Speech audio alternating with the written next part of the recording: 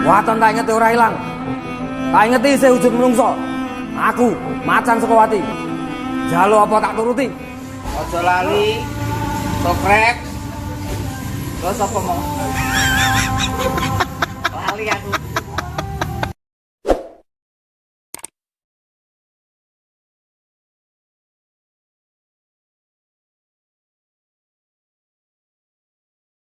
Assalamualaikum warahmatullahi wabarakatuh. Bertemu lagi dengan kita di channel bela diri yang luar biasa ini, di Pustaka Bela Diri Channel. Kawan-kawan, kemarin saya sudah menjelaskan mengenai manfaat kita berlatih bela diri. Part 1, sekarang saya akan menyampaikan yang part 2 mengenai manfaat atau tujuan, alasan dasar kenapa sih orang berlatih bela diri seperti itu. Kenapa nggak pakai pistol aja, kenapa nggak pakai senjata tajam aja, lebih cepat begitu. Ada beberapa faktor yang memang banyak sekali manfaat dari kita melaksanakan olahraga bela diri ini atau berlatih bela diri ini. Kemarin ada 5, sekarang saya lanjutkan yang poin yang ke-6, yaitu skill atau kemampuan seseorang yang berlatih bela diri.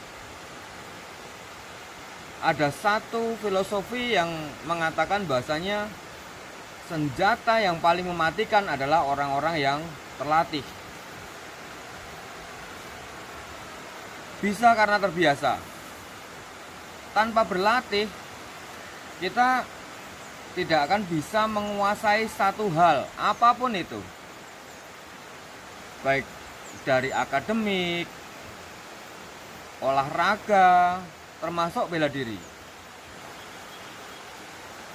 Semisal kita hanya melihat di channel YouTube, di konten, kita hanya melihat tanpa adanya guru misalnya, tidak akan bisa maksimal, karena kita butuh petunjuk, kita butuh tuntunan untuk mempertajam skill-skill kita, step by step, fase demi fase, tahap demi tahap. Atau semisal dalam satu disiplin bela diri kita mengenal tingkatan cabuk di karate, pencaksilat, taekwondo, Brazilian jiu-jitsu. Mereka tingkatan sabuk itu sebuah simbol dari kemampuan seperti itu. Nah, kembali lagi bahwasanya senjata yang paling mematikan adalah orang-orang yang terlatih. Semisal teman-teman menyampaikan kenapa tidak pakai pistol aja, kenapa tidak pakai pedang saja, atau senjata-senjata yang lain sebagainya. Nah, di sini dalam konsep bela diri pasti ada yang namanya bela diri praktis. Yang pertama itu, jadi sebuah konsep intisari dari teknik satu disiplin bela diri. Meskipun kita semua paham bahasanya antara disiplin bela diri satu dengan bela diri yang lain itu mirip, hampir sama.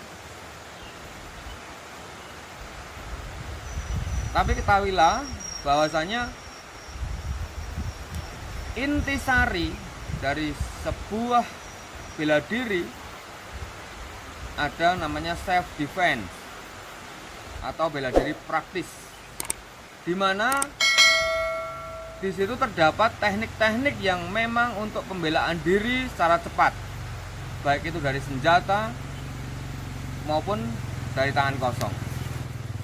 Kemudian selain bela diri praktis, ada sesuatu yang kita dapatkan pada saat kita latihan bela diri, yaitu gerak refleks atau gerak konstan.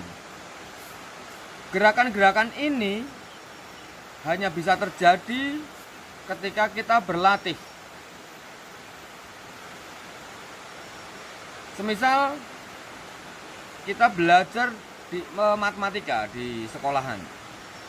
Kita belajar matematika dan matematika. Saat kita diberikan ujian matematika di sekolah, kita pasti bisa mengerjakan dengan baik dan pastinya dengan nilai bagus. Begitu juga pelajaran bela diri.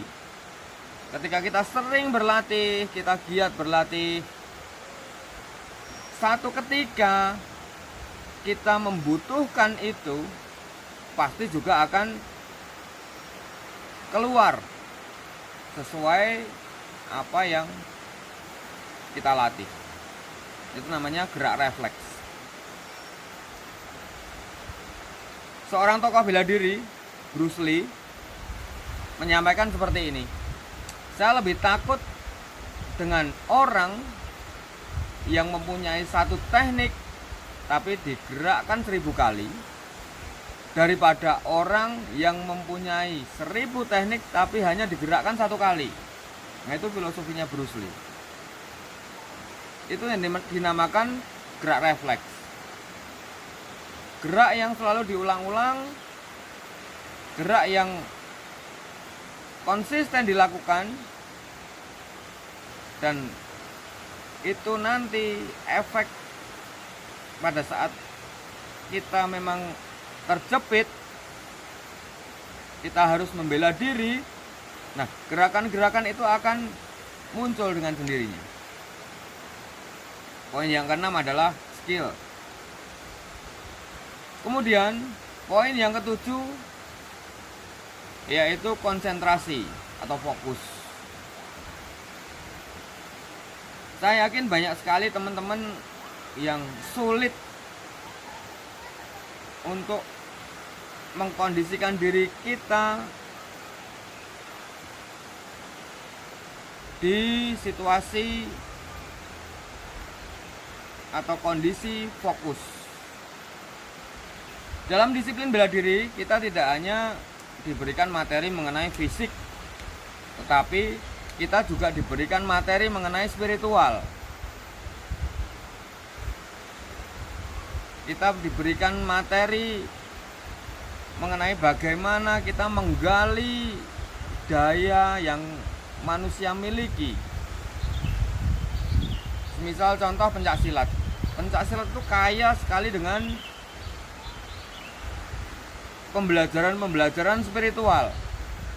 Baik itu dari perguruan apapun, pasti ada pembelajaran yang memfokuskan pada spiritual atau daya intuitif atau indera keenam. Nah, ini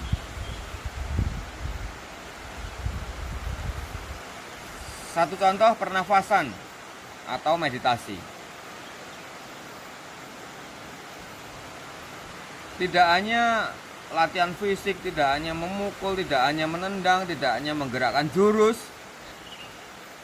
tapi dalam konsep bela diri kita juga dilatih untuk menggali spiritual atau daya intuitif yang ada di dalam diri kita. Sehingga terjadilah satu insan bela diri yang tidak semena-mena. Jadi kita menepis bahasa di mana kalau orang bela diri, berlatih bela diri, dia anarkis, dia temperamental. Oh, tidak. Karena itu tadi, kita juga dibekali dengan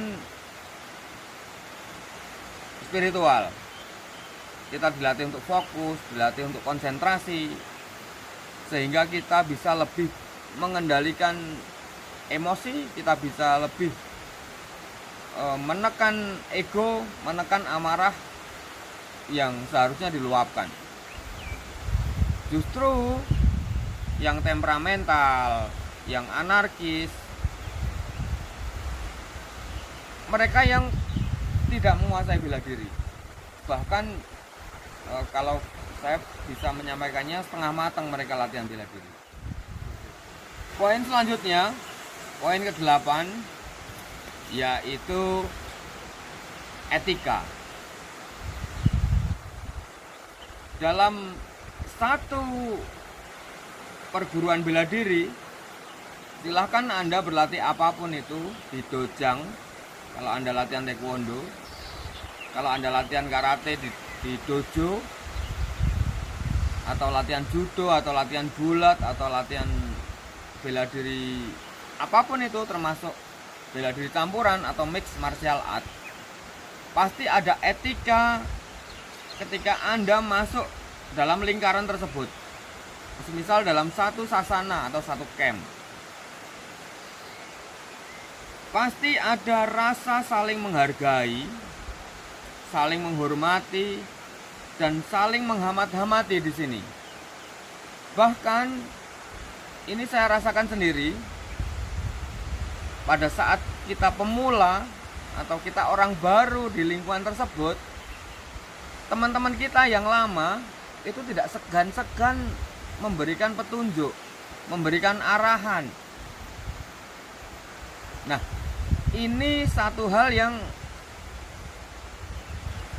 tidak didapatkan di lingkungan-lingkungan yang lain. Karena sikap hormat dalam satu perguruan itu betul-betul ditanamkan. Hierarki itu dijaga betul. Tidak semata-mata kita latihan bela diri terus kemudian tanpa aturan apa-apa, oh tidak. Pasti satu disiplin bela diri punya aturan main. Salah satunya adalah etika, sopan santun. Kembali lagi, apalagi pencak silat ya. Satu konsep bela diri tradisional yang menjunjung tinggi tata krama, sopan santun, trapsilo atau subosito. Sebagai orang timur, di mana pencak silat adalah lahir di timur dan Indonesia sebagai negara yang pertama kali mengembangkan pencak silat. Kita harus berbangga itu. 8 poin yang kami sampaikan dalam konsep ini, setidaknya kita bisa melihat latihan bela diri dari berbagai sudut pandang. Tidak hanya satu sudut pandang, seorang pelaku bela diri anarkis, seorang pelaku bela diri temperamental, atau orang tua yang tidak mensupport anaknya untuk berlatih bela diri. Ada juga, ngapain berlatih bela diri? Cukup kita pakai pistol aja, kita cukup pakai pedang aja atau apa. Tidak semata-mata berlatih bela diri itu untuk mengalahkan orang lain. Bela diri untuk menyehatkan jasmani dan rohani seorang pelakunya. Bahkan tidak menutup kemungkinan Anda sampai pada titik master atau titik ahli. Justru orang-orang yang ahli, orang-orang yang menguasai bela diri, mereka tidak semena-mena, mereka tidak searogan yang dipikirkan. Terima kasih. Semoga membuka wacana Anda semua. Semoga menjadi satu sudut pandang yang baru untuk Anda, untuk para orang tua, dan untuk teman-teman yang lebih suka senjata daripada berlatih. Kita ketemu di lain kesempatan. Terima kasih. Salam olahraga. Wassalamualaikum warahmatullahi wabarakatuh. Terima kasih sudah menonton.